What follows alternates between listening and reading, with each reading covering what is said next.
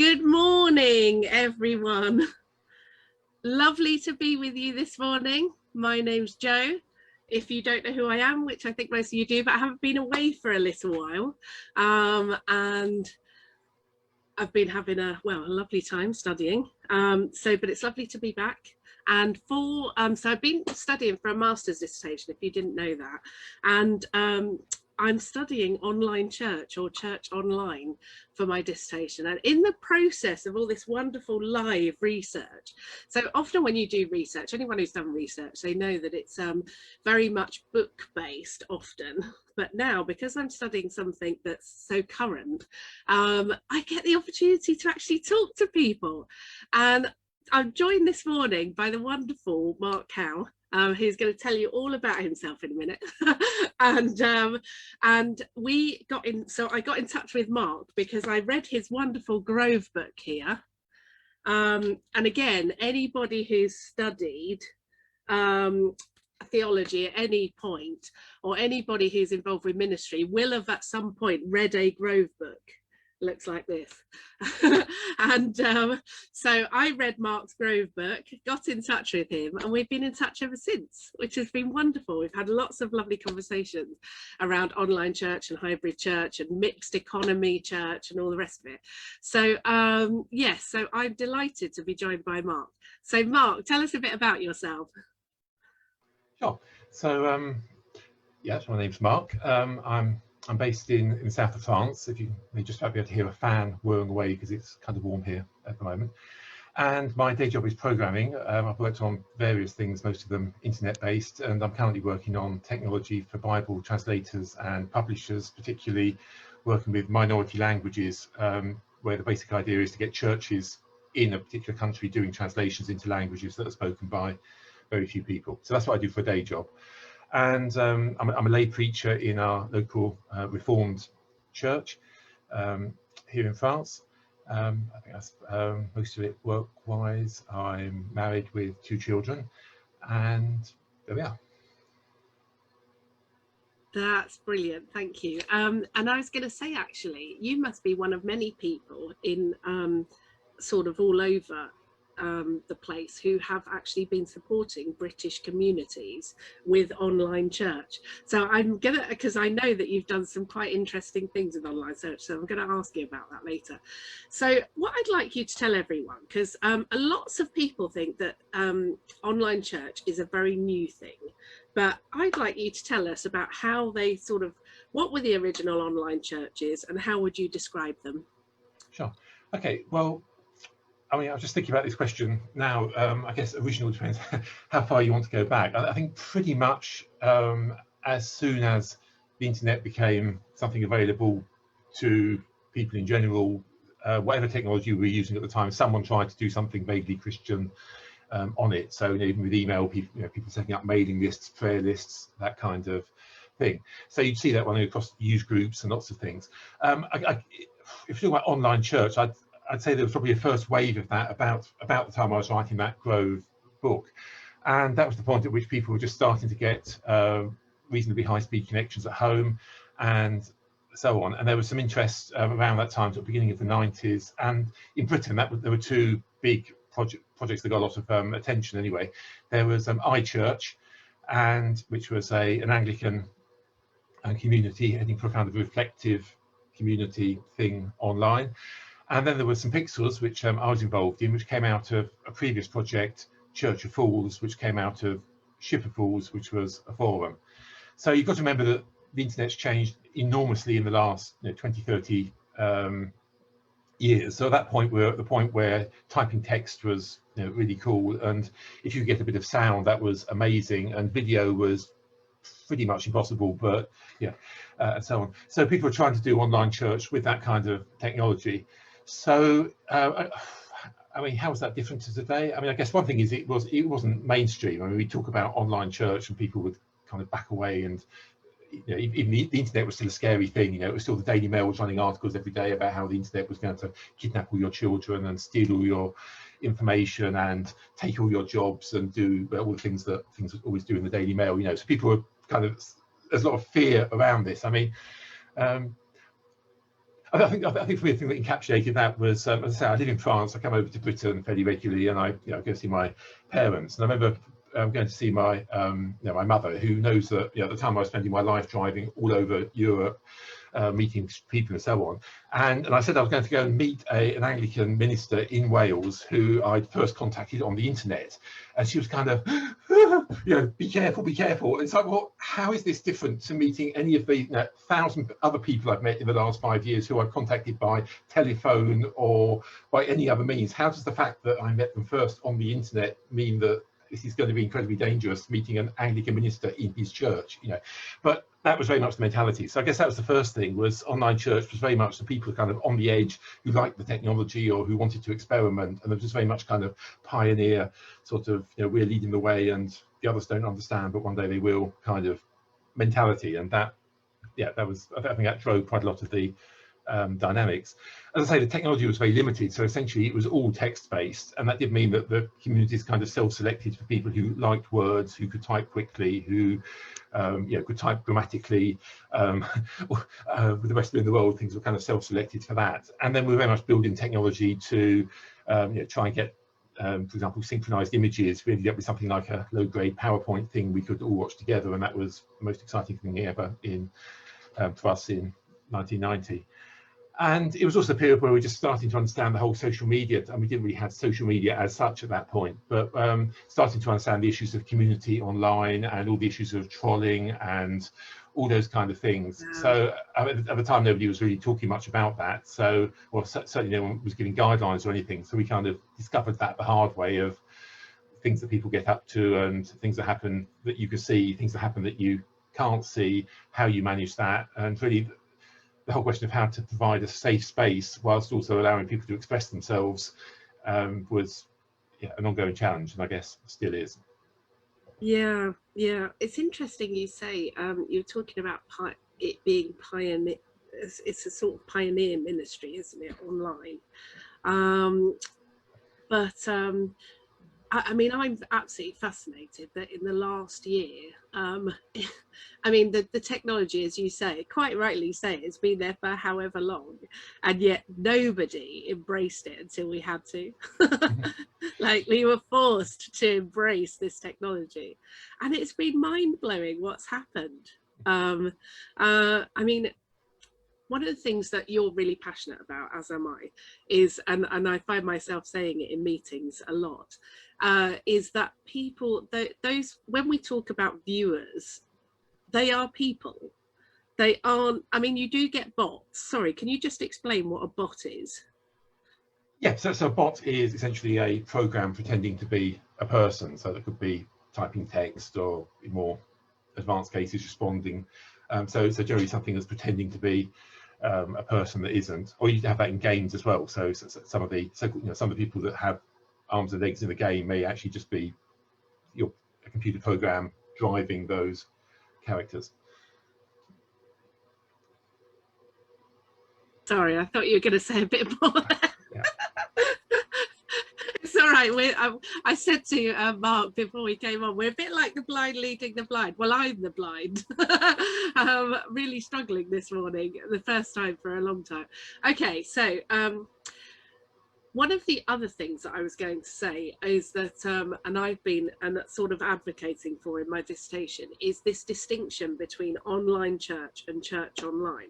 So what Mark was involved with is very much what you would call online church. So it was a separate community of people who were meeting online, who hadn't necessarily had that sort of been connected in person. What I think a lot of what we've been doing, certainly thanks to COVID, is church online, which is often, so when we do Sunday services, Mark calls it broadcast church.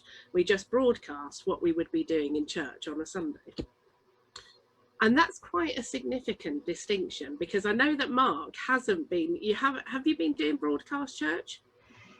We sort of, we are in our parish, we're doing something pretty close to that. I mean, we essentially stream services, and we've used a platform which lets us have live chat and so on, but we haven't had a huge amount of engagement from our mainly elderly church members on that. So yes, I mean, at the moment we are mainly doing broadcast type church. I'm hoping we can go beyond that, but at the moment that's our reality. Yeah, because a lot of churches have been meeting rather than actually broadcasting, or they might have been broadcasting in private groups, but a lot of them have actually been meeting together. And that is definitely the feel of online church, isn't it? It's being in the same room together at the same time. Whereas broadcast church, what we find is that we'll often put a post out and we might not see, you know, it might not appear that there are lots of people in the room, but by the end of the day, so many people have seen that. So yes, you get the sense that when you're all in the room together at the same time, it's online church. But when you're just showing something, so we're just showing this, would you call this broadcast church? Church online? What would you say, Mark? I think it's a spectrum. I think yeah. Guess Stars on Sunday or something would be the extreme broadcast example where, you know, there's a service, you watch the service, there's no realistic possibility of interacting with it, and so on. And of course you get great production values and all that kind of stuff, but the price you pay for that is complete passivity in terms of being part of that process.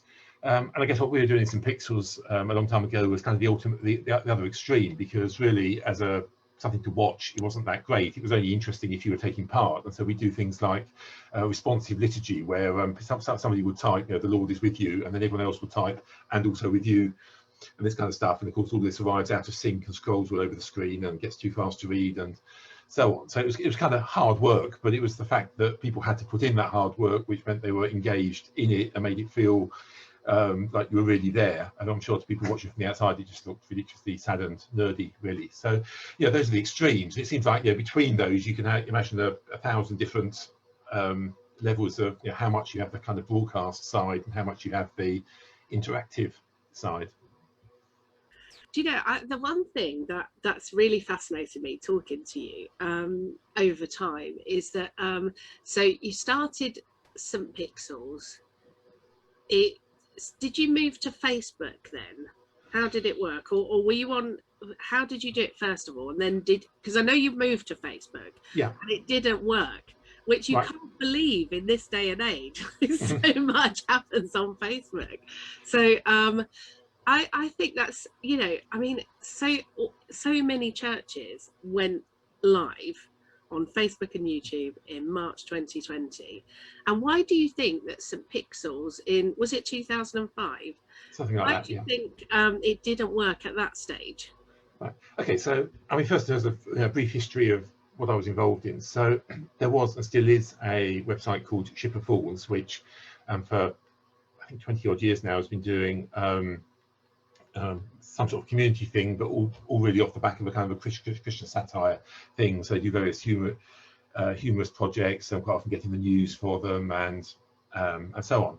And they had a project called the Ark, which was essentially Big Brother, a Bible-themed Big Brother. So the idea was that people could sign up to be a biblical character, and then we put them all in the Ark, and then one of them gets eliminated by votes, and you have signs of them interacting. And at the time they were interacting in a kind of a Second Life type thing, so you had kind of rather clunky characters that walked around in 3D, and it was all good fun. And part of that was there was a church in there. So then somebody said, well, hey, we built this 3D church, how about if we actually just ran it as a church, because that'd be a really fun thing to do. And that was Church of Fools. And the interesting thing about that was when it launched, I say it was really supposed to be kind of another publicity stunt, a fun thing to do. Isn't this cool? But people started turning up and actually treating it as church, and actually taking it seriously, and actually wanting to really pray and really worship God and really meet with other people. And all of this was a bit of a shock, really. And the history of Church of Fools really after that was several months of trying to first of all deal with being a church, which nobody was ever trying to start. It started as a joke. That's really an unusual basis for church planting. And also simply the fact that how can you tell that God's not in that, Mark? Come on. Yeah, well, and then simultaneously the fact that far more people turned up than they were expected. The technology was completely overwhelmed. Nobody had thought about any of the security issues. It was actually trying to fix security issues. That was when I got involved on a technical level with the project. So trying to manage all that kind of stuff. And Church of Fools ran for I think about 5 months in the end, and eventually we ran out of funding because it was extremely expensive to run that kind of thing online. at the time, and also there were just a whole stack of issues about how we organise the community and everything else. So Pixels really rose out of the ashes of that, and it was much simpler technology that some of us in the community could actually build without having a budget to do it. We went through, I think, 2 versions of our own software running on the website, and that would be an example of what people call a walled garden. So I mean, the first popular walled garden was America Online, or CompuServe, I guess, was another one. So in other words, you sign up to a particular service, they make it all work for you, it's all beautifully curated, but that's what you get, you can't do anything else. And at the time, pretty much everyone was doing that more or less successfully, and so we had one more of those. And then Facebook came along, and so suddenly we went from everyone saying we don't know what the internet is, and we don't, we're scared, and this is terrible, and you shouldn't be doing online church.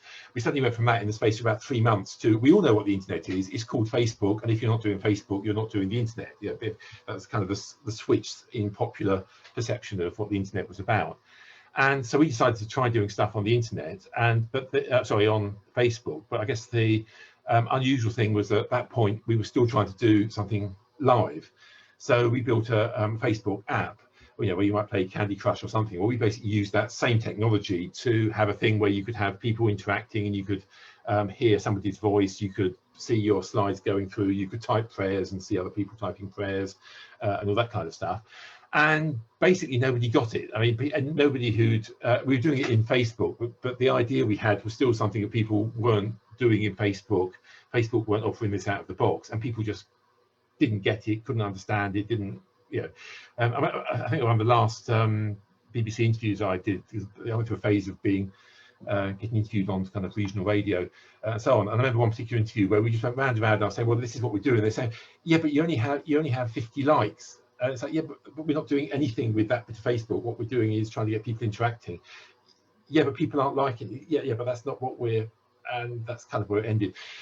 So I think that's basically it, is people talk about being on the internet, but actually most of the time what people mean is a particular representation of what the internet can do, which is much, much, much smaller than what the underlying technology is capable of. And I think the main thing that's changed is that now most people are on board with what conferencing is, what Zoom is. People use Skype to talk to their grandchildren or their grandparents or whatever. There's much more awareness of how that kind of stuff works. And so when you say online church, people use that as their starting point rather than nothing at all in 2000 or very early Facebook in 2005. It's simply a question of how people imagine what's possible on the basis of what they've already seen. Yes, I think that's right. And I think because because Facebook has been, become a bit of an extension of all of us, and I think it's been remarkable in how it adapts all the time. I mean, I know it's got a massive team behind people, not it itself, but how it kind of encourages people to engage with it is phenomenal, isn't it? It's quite remarkable. So I think we were just so used to Facebook by the time COVID struck that it just seemed like the natural place to go. So other people did YouTube as well, of course, and I would say actually we get lots and lots of Facebook views, but we've also got loads of subscribers. I mean, we didn't have a YouTube channel before all of this. We got about 30 in the beginning of the lockdown. Now we're up to about 85 subscribers, so it's kind of growing over time. And I suppose that's the bit that fascinates me as well. You don't know who is tuning in. I mean, anyone I've spoken to this week, I've been so excited by this fact. I had a meeting the other day in a pub. We were talking about trying to joint work with a local organisation, and someone came along and they said, "I know you," and I thought, "Oh no." And they said, "You do Thought for the Day," and I said, "I do," and they said, and he said, "I tune into that all the time." Now he never comes to church, so the fact that he knew me but also had been tuning into everyone else was just remarkable. I know I led a prayer time once, and someone stopped the rector in Co-op, I think, and said, "I was watching Joe this morning." Of course, he you know, took in a sharp intake of breath because he thought, oh no, what she said now. And you know, someone was, you know, just saying, oh, I really needed that today, that was lovely. So we just don't know, do we, what's going on? No, that's absolutely right. That's absolutely right. And of course, what's changed compared with old media is that these are very vertical niches. So you can be absolutely incredibly famous and incredibly important to a particular slice of people, and those people may well be anywhere in the world. That's another thing. It's no longer geographically bounded. It's the people who found you on YouTube or Facebook or whatever. So you can be incredibly influential, incredibly important to that group of people, and completely unknown to other people who may be, you know, in the next building or next room or whatever. So it's that kind of fragmentation thing which makes lots of things possible, but it's also maybe a challenge in terms of communicating with the community, because in a real sense, you know, the community is becoming lots of overlapping micro communities. Yeah, yeah. So what would you say? So the big buzzword around everything that's happened since March 2020 is hybrid church. Now, could you tell everyone what that means exactly? Sure. Well, I'm sure there are going to be people writing papers about. In fact, we know someone, don't we, writing a paper about that very subject. So, yeah, this is there are different views on that. But I guess for me, I'd be saying the hybrid church is about saying we as church are the people. We're not the bricks. We're not the Zoom room, Facebook, or anything else. So we are the people who gather together to be the church, and sometimes that's expressed because we're in the same room. Sometimes that's expressed because we're in a Zoom room or in Facebook. I mean, sometimes, of course, that's always been expressed by people praying in their own rooms with no, if you like, visible communication at all, and yet we still believe that that's part of being church. So for me, hybrid church at its best is a recognition of the fact that church is people, that people in the 21st century operate in the physical space and also in cyberspace, and hybrid church is about trying to provide continuity across physical and cyberspace, so to get the best out of each of those media, where in whichever situation people find themselves at any particular point. Yeah, that was a really lovely definition, actually, because I think there's this idea that hybrid church is what you do online and what you do in church. And actually, if anybody, or I don't know if I've got it here, I can recommend this Grove book. This is a very new one, written by Pete Phillips, who Mark knows well, because you learn Greek with Pete, don't you? That's right. Yeah. But what is in here is some really lovely examples of what hybrid church is. And so one of the things that I know Mark did, so can you tell us about the CDs? Because that's a lovely example of hybrid church, and it's not online, is it? Yeah, sure. Yeah, so that was in I think the second lockdown we had here, when we started doing I mean, the first lockdown we had, I said, why don't we do something online, and never got an answer, and so on. The second time, the first Sunday we weren't allowed to meet in a building, happened to be the Sunday I was preaching, so I just said, well, I'm going to do this, come along if you want to. And then off we went, and we spent an interesting few weeks with you know, lots of people who'd never done this before, making videos with their phones, and then I'd kind of string them together and we'd all watch it together, and that would be fun. And we're in an aging parish. I mean, I would say most of the people in the church are over 60, quite a lot over 70, and so access to technology is, you know, variable. And we realised there were quite a lot of people who weren't going to be able to watch things online. And so one of the things we tried was just burning some DVDs, CDs. It wasn't even DVDs, it was just CDs. So essentially I took the audio of some of the services that we'd put online, burnt that onto a whole stack of CDs I found gathering dust in the cupboard, and we distributed those into the letterboxes of various people who couldn't come to church. And it was, you know, we had no idea how useful that would be. But I was actually talking to somebody I hadn't seen for probably a year, who's finally come back to church, and he was saying, well, yeah, it was great to have that CD, and in fact my son went out, I think, and bought me a CD player so that I could put the CD in and listen to the services, and I've been trying to work out who the voices are and all that kind of stuff. So it's kind of retro hybrid church, I guess. But I think that's, for me, that is the most powerful aspect of hybrid church. It's not the fact of saying, right, we weren't online and now we are. And I think that the struggle with doing online church or church online is that it's labor intensive. And I think one of the things that a lot of churches will struggle with is trying to make it sustainable. But from our perspective, you know, at Avon Valley Church, we've seen discipleship go through the roof in this time. I mean, it's just been a wonderful, wonderful time for people really rediscovering aspects of their faith, also stepping into leadership roles and all the rest of it. It's been the most amazing time. But I think hybrid church really is about that creativity, that pioneer approach to doing church. And you've said it there. So one of the things that Pete quotes in here is that so lots of people didn't have technology in Malta. So I think it was a Catholic church who did a did they have like they streamed into a market square a communion, or sorry, the rosary. So because everyone has rosary beads in Malta, or that's a common thing, they decided that they would do the rosary, but they just streamed it into the village square. And I think it's that idea of doing, you know, thinking completely outside the box and saying, right, how are we going to get people together to do church? And that's the most powerful thing. So it's not just simply offline, online. It's much that, you know, includes Mark's CDs. It includes all the other stuff, the amazing stuff that's happened during this time. I mean, I can think of in our villages, you know, we've had the most amazing care networks and things during COVID.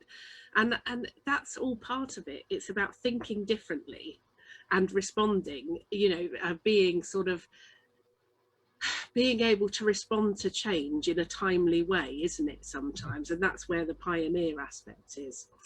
Okay, so what would you think? I've got written loads of questions, but I don't think I've asked any of them. So I think I'm going to ask some now. We've just digressed. What is the most important thing we need to learn about online church, do you think, from this period? Well, I guess the simplest thing would be to say we can actually do it. I think for those of us who've been involved in like the first wave of online church, that was the thing that was interesting and exciting, and I guess also a little bit frustrating, was that for a long time we've been saying, hey, you could do this with the internet's there, this is, and there's been a lot of resistance, particularly from church leaders, pastors, who very much saw church in terms of community and how could we ever do this without being together in one place. And I guess the thing about COVID was it was such a radical change that people didn't have time to think about it and so on. People just, yes, it's like the jumping off the cliff into the water thing. It's like people didn't analyze it, they just did it because they were there. And that seems to me to be significant, because it means that now we're in a situation where lots of people have tried this, and so rather than having conversations between people who've done it and a large majority who've never done it but think they know what it would be like and that's why they haven't done it, now we're in a situation where pretty much everybody is talking from experience. Some of that experience may be good, some of it may be bad, none of it's complete, but at least we're having a discussion between people who have some idea what they're talking about, some practical experience, and that seems to me to potentially give us a much more interesting conversation. I would say there was one of my friends, actually, her church is actually in lockdown because that somebody's got COVID, so they've just automatically gone online. They make the transition, the email goes out, and then it's happening online. And I think, yeah, it's very much more responsive than we would have even thought of being beforehand.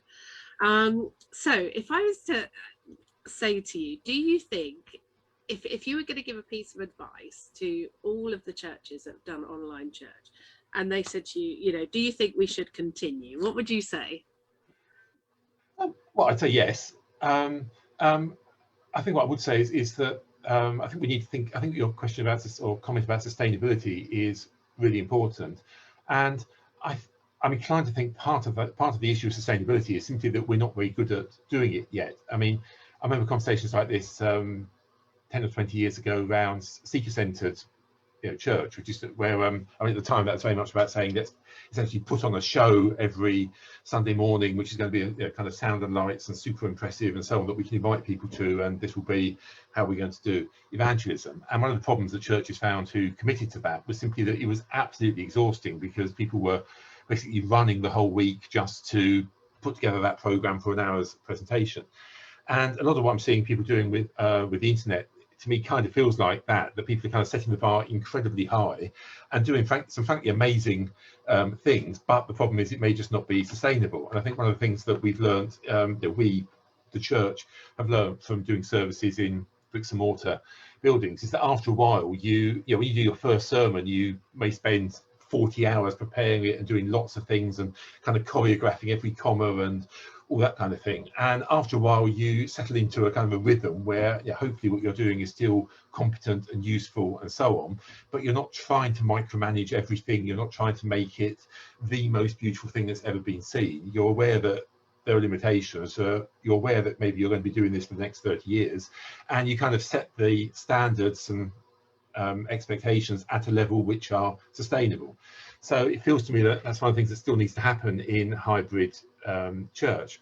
I mean, video editing is a classic example of that. If we're editing videos, I mean, you can spend, if that's your job, and if you're doing stuff for BBC One, you can spend like an hour editing every minute of the video, making it absolutely perfect, doing the sound. At the other extreme, you can kind of throw stuff online with no editing at all. There's going to be a sweet spot for everyone somewhere between those two options, where the video isn't so horrible that people won't watch it, but at the same time it's not completely destroying people's lives just doing the editing week after week. And that's something we're going to have to negotiate as communities, in terms of expectations, in terms of skills, in terms of technology. Yeah, I mean, I think we've been streaming every day since March 2020, and we've just got to a point where everyone is exhausted. I mean, I take my hat off to everyone who's worked so hard to do Thoughts for the Day, because as you say, lots of people put so much time into doing their Thoughts for the Day, and because we have the Youth, Children and Families page that runs as well as the main page, so they've got, some people are doing things on both pages. So we've decided to have this break, but I can't lie, I feel like breaking the pattern might not be the best idea. What would you say to that? I don't know is the short answer. I mean, we again we very much have with some pixels that we had a small team of people who were spending lots of time putting together services and were very passionate about it, and we definitely had some burnout in that team, and there was a question of how to sustain things. And I mean, it's difficult because often the people who end up doing this kind of thing, and I guess I'm talking to myself as much as anyone else, tend to be people who want to do the best, who want to explore all the opportunities, who, as I say, they don't want to give second best, they want to do their very best. But that's precisely what tends to drive people into burnout. So I don't know. I mean, I think things have to be sustainable. I think that if you're doing things in the church which are painful on an ongoing basis, that isn't sustainable. And also it doesn't encourage anyone else to join in. If people can see that the people doing it are just completely exhausted and worn out and they have no life and it's all terrible, that doesn't encourage other people to get on board. So that actually makes the problem worse long term. So I don't know. I mean, I think sometimes taking a break can be good, but it seems to me that the more important thing is actually making things sustainable. So actually hitting a rhythm where people could carry on if they wanted to. Essentially, if you do a break and you're just going back to a thing where you're immediately going to be wearing people down until you need another break, that says to me the issue isn't the break. The issue is what you're doing between the breaks, and that's the thing that ought to be addressed. It's a really hard challenge. I mean, we've taught so many people how to do video editing. There are lots of people that do uploading, different people that do uploading to Facebook and YouTube. We have I've got to mention her because I know she'll be watching, lovely Andrea from the US, who has joined us I think every day and probably watched some of them even 2 or 3 times, and who's been in prayer groups since then. I mean, just wonderful, and has also been doing things like video editing and scheduling and whatever. So I mean, that to me has been just such a blessing to have, to have this I don't know, community that extends so far. Like, you have no concept of the internet until you see that in action, do you? Yeah. Oh, it's fantastic. Yeah. Right, I'm going to ask you one more question, because these are normally about 20 minutes long. We've already spoken for 33 minutes. Yeah. Now we have, and this is for all of you out there who want to write, okay? Mark and I have already spoken about maybe possibly writing a Grove book together. But I know that we have lots of clever people who have lots of amazing things to say. How would they go about writing one of these if they wanted to? Okay, so Grove, yeah, so I've done 2 Grove books. I mean, Grove books are, I mean, the process essentially is you write a proposal, you send it in, and they tell you what they think. So if you've looked at Grove books at all, there are a number of different series. I've lost count now. They've added new, I think, up to 7 or 8 different. So there's a biblical series, there's a pastoral series, yeah, so it goes on. So essentially, you kind of pick one of those streams, pick a title, describe what it would look like, send it in, and then people say, well, yeah, you get a response back saying whether that's the kind of stuff that Grove's interested in. And in my experience is they're generally interested in stuff they haven't written about before. I mean, to be honest, online church, I think they probably have quite a lot of people suddenly offering to write about that. But if you have something new to say that hasn't been covered, often they're interested in hearing that. And then beyond that, what typically happens is they appoint one or more shepherd, I can't remember their word, but essentially someone to walk you through the writing process. I mean, the last one I did, that was a couple of academics teaching in theological colleges in Britain, and they kind of looked at what I was producing and made comments and so on. So I guess that's one thing is, I would say generally they're looking at theological writing. I mean, it's not up to the standards of a theological journal or something like that, but they're certainly looking at things that are theologically literate with references and so on. I mean, for me, it's kind of, I guess it's kind of a sweet spot, because I consider it to be serious writing, but again, it's not on the same level as trying to write for an academic journal or something. You can still use fairly informal language and so on, and all that worked well for me. I think for me the hardest thing was actually the word count, because I mean, this may have changed, but last time I did this, the word count was 9,500 words, and because it's essentially a fixed number of pieces of paper with a staple in the middle, that is non-negotiable. And in fact, the last thing we wrote, I remember we ended up with 11,000 words, and I remember saying to the people shepherding it, well, I'm not quite sure what to do, and they basically said, yeah, it's hard, isn't it? Because basically, yeah, there's no magic solution, you just have to lose those words. And we chopped the whole chapter, which I was kind of sad to see it go, but that's the way it had to be. So the format, as I say, is very much restricted, but apart from that, I found, I found it to be a good experience. And I say, I think the main thing, I mean, Grove's real whole approach really is, the slogan is something like, rarely the last word, but often the first, or something. They very much want to be in spaces where people aren't yet writing. So if there's an area out there that you know something about and which isn't currently being covered in the literature, then Grove books will certainly be one good avenue to explore. Yeah, I think they're, as you say, they're extremely accessible, aren't they? I mean, yeah. When you do MAs and things, you have to trawl through academic journals, and some of them are just mind-blowing.